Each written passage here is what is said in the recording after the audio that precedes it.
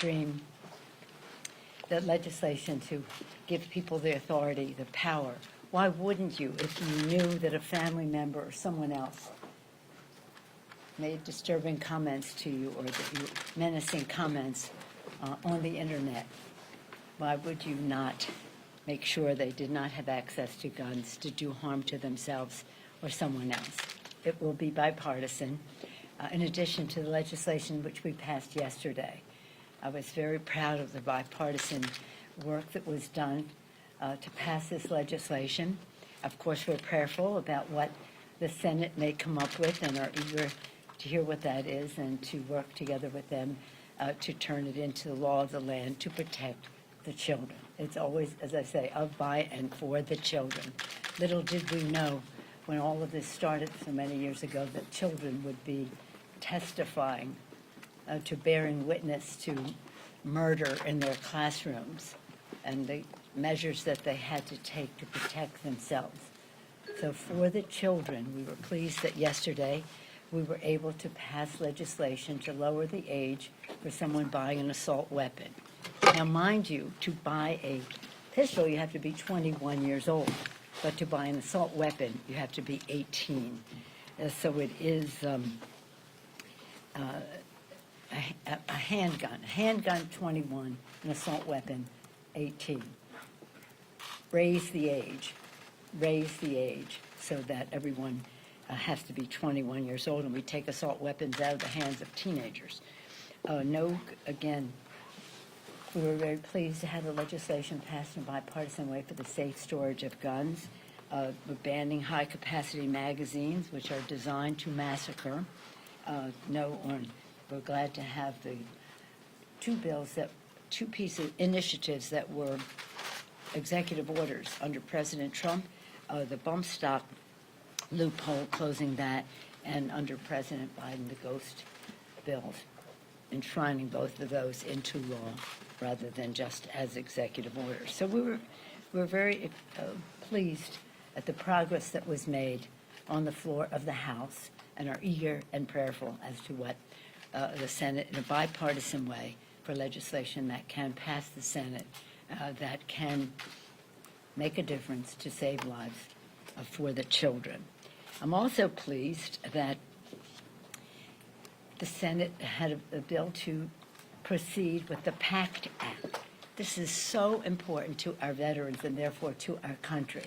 The PACT Act is legislation that we passed in the House and sent to the Senate. They had 86 votes to clear the way to proceed, and hopefully that they will proceed soon. What that is to say that our veterans, our men and women in uniform who have been exposed to burn pits will now have an opportunity to have the respect, the care, and the opportunity they need to help them.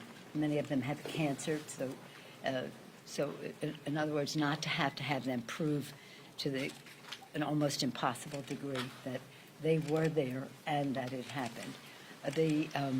Jon Stewart has taken the lead on this. You probably saw some visibility about it. We passed it a while ago, but the Senate overwhelmingly in a bipartisan way has voted now to proceed. We are also working now next week. We will be having legislation on the floor that will talk about how we lower cost, how we address inflation, and how we reduce the deficit. I'm very pleased that we'll be bringing up the Ocean Shipping Reform Act, which is a bill to address the supply chain shortages that we have. When supply is short, costs are up.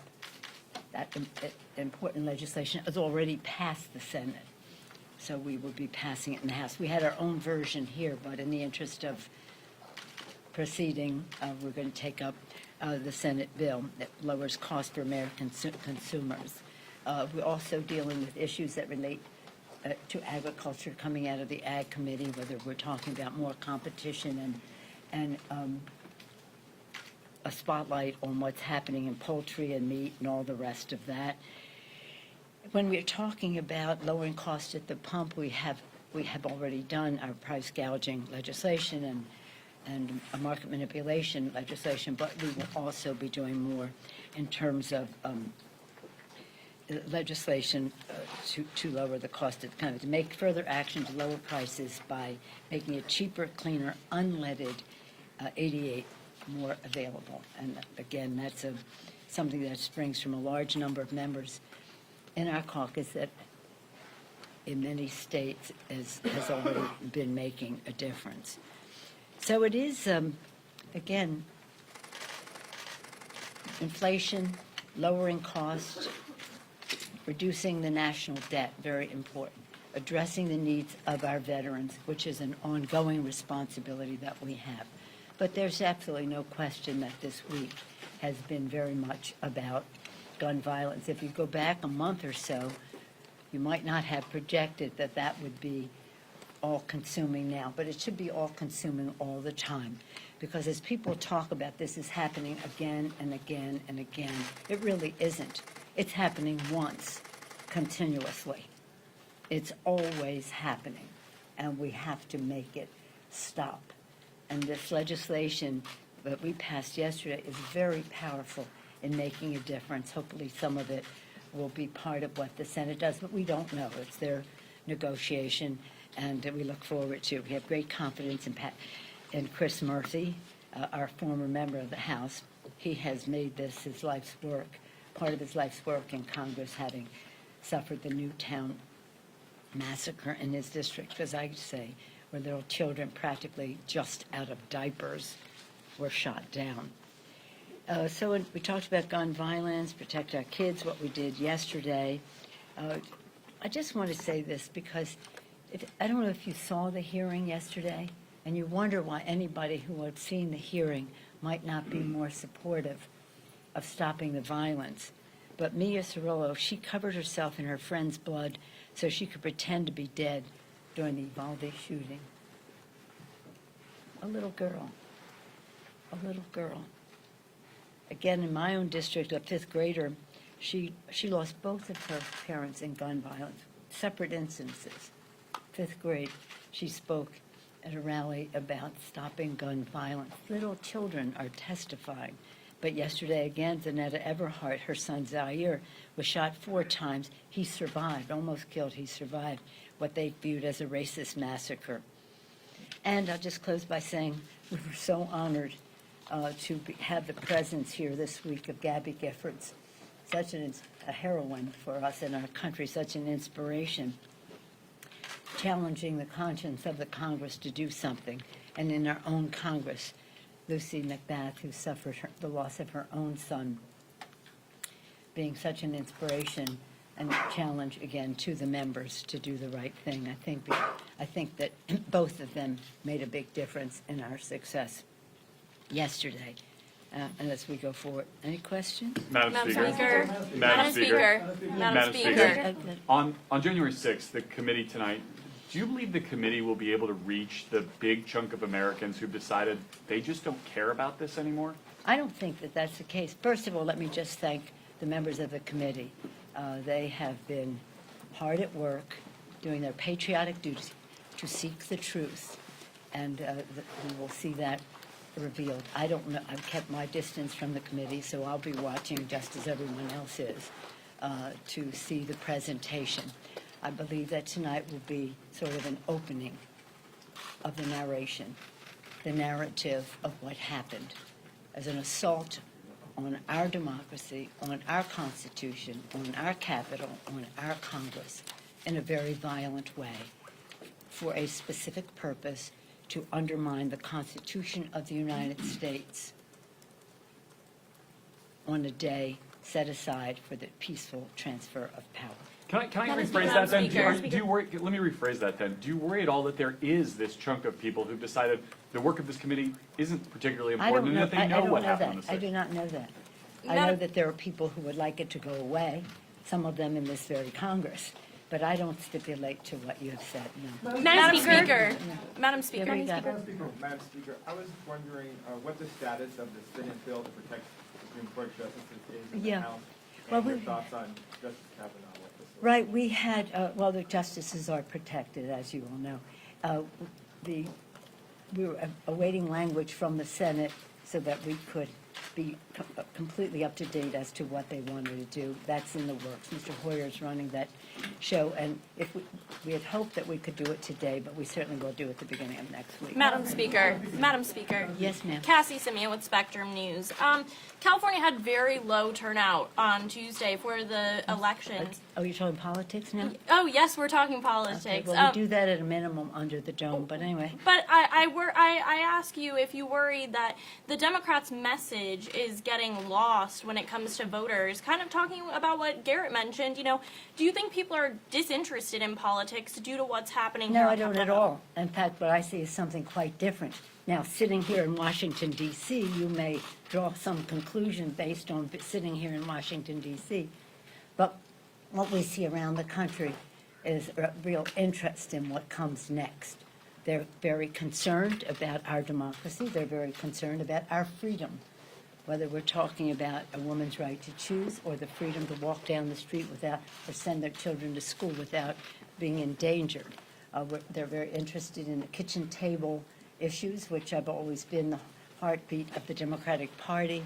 How we're going to pay the bills, pay the rent, pay for food, pay for education, whatever the subject is. The issues that keep people awake at night are the decisions they make at that kitchen table. So we see something quite different.